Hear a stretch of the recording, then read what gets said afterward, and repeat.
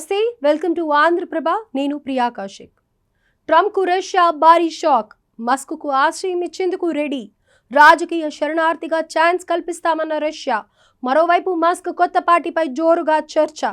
America అధ్యక్షుడు Donald Trump, ప్రపంచ కుబేరుడు ఎలన్ మస్క్ మధ్య వైరం తీవ్ర రూపాన్ని దాల్చుతున్న సమయంలో రష్యా ఎంటర్ అయింది. అంతేకాదు, మస్క్కు ఓ బంపర్ ఆఫర్ కూడా ఇచ్చింది. తమ దేశంలో రాజకీయ శరణార్థిగా ఉండేందుకు అవకాశం కల్పిస్తామని ప్రకటించడం విశేషం. డొనాల్డ్ ట్రంప్, ఎలన్ మస్క్ మధ్య బంధం బీటలు వారిన నేపథ్యంలో రష్యా ఈ ఆఫర్ ప్రకటించింది. ఈ మేరకు రాజకీయ శరణార్థిగా ఉండేలా అవకాశం కల్పిస్తామని రష్యాకు చెందిన state Duma committee on international affairs first deputy chairman Dmitry Novikov తెలిపారు.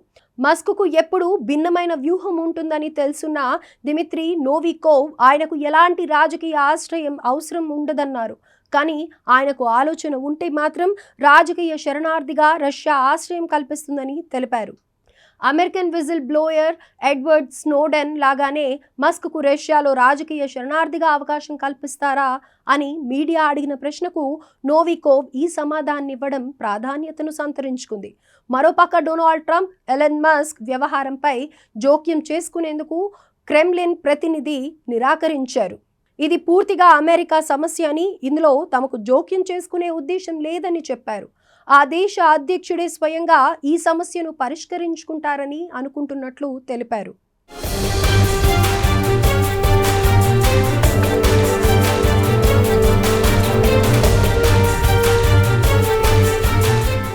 ట్రంప్, మస్క్ మధ్య నెలకొన్న వివాదంపై రష్యా మాజీ ప్రెసిడెంట్ దిమిత్రీ మెద్వెదేవ్ స్పందించారు. ఘర్షణకు దిగొద్దని వారిద్దరికి సూచించిన దిమిత్రీ వారి మధ్య సంధి కుదిర్చేందుకు సిద్ధమని ప్రకటించారు. అయితే దీనికి కొంత ఫీజు తీసుకుంటామని, ఈ ఫీజు కింద స్టార్ లింక్ షేర్లు ఇచ్చినా సరే అంటూ ఎక్స్ వేదికగా పోస్ట్ పెట్టారు. దీనికి ఎలన్ మస్క్ నవ్వుతున్న ఎమోజీతో రిప్లై ఇవ్వడం గమనార్హం. ఇదిలా ఉండగా, రష్యన్ సెనేటర్ గతంలో దేశ అంతరిక్ష కార్యక్రమాన్ని నడిపిన దిమిత్రీ రోగోజిన్ కూడా మస్క్కు మరో ఆఫర్ ఇచ్చారు. అమెరికాలో మీరు సమస్యలు ఎదుర్కొంటుంటే తమ దేశానికి రావాలని, ఇక్కడ మీకు నమ్మకమైన సహచరులతో పాటు సాంకేతిక సృజనాత్మకతకు పూర్తి స్వేచ్ఛ ఉంటుందంటూ ఇన్వైట్ చేశారు. మరోవైపు అతిపెద్ద బాంబు పేల్చాల్సిన సమయం వచ్చిందంటూ ట్రంప్ను ఉడికిస్తూ పోస్ట్ పెట్టిన మస్క్ దాన్ని డిలీట్ చేశారు.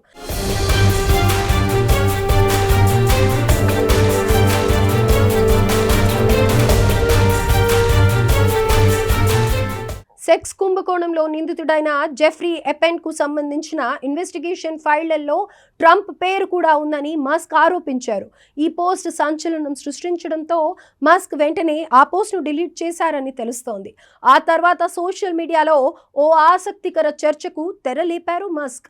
అమెరికాలో కొత్త పార్టీ అవసరమంటూ పోస్ట్ పెట్టిన ఆయన 80% మంది అమెరికన్లకు ప్రాతినిధ్యం వహించేలా కొత్త పార్టీ స్థాపించడానికి ఇది తగిన సమయమేనా అంటూ ప్రశ్నించారు. దీనికి 80% మంది అమెరికన్లు అనుకూలంగా ఓటేయడం విశేషం.